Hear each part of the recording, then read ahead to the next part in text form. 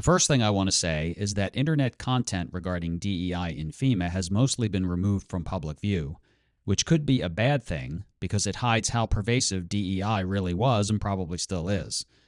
I used to work for FEMA, and I have contacts who currently work there and at Homeland Security. Please note that FEMA is part of Homeland Security, which had its own DEI policies that FEMA had to follow. In this series of videos, I'll show how DEI wasn't just a few programs that were separate from day-to-day operations, rather how it worked its way into almost all functions and processes in FEMA. There were groups in FEMA that were set up specifically to spread the DEI gospel, but higher-level managers would regularly express their support, or maybe conformance, to that gospel in various formats and forums. Much of this predated the first Trump administration and then increased during his tenure, and took off into space after the George Floyd incident in 2020. Here's an example from early in Trump 1. In April of 2018, Trump-appointed FEMA Administrator Brock Long said this in a memo to all employees, quote, "As FEMA leans forward in creating and maintaining a culture that promotes diversity and inclusion and incorporates it into the DNA of the agency, the Office of Equal Rights will host diversity and inclusion events throughout the year. These events will highlight various communities, cultures, and traditions so that we can learn to be more inclusive of people and embrace what makes each of us unique and diverse." End quote. That's some bureaucratic newspeak that I can't even interpret. Each of us is unique and diverse?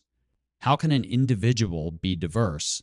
And if we are each unique, why are we placed into racial and ethnic categories?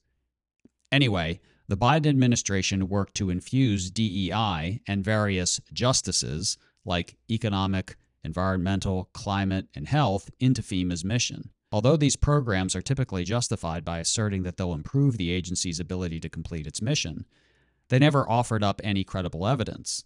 In my experience, they do the exact opposite by devaluing merit.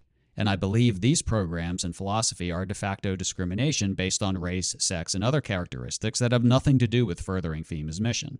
When I talk about this subject, ask yourself what it has to do with accomplishing FEMA's mission, and why adults with professional jobs and salaries need to be patted on the head like children and told they're valuable because of something other than the value of their work.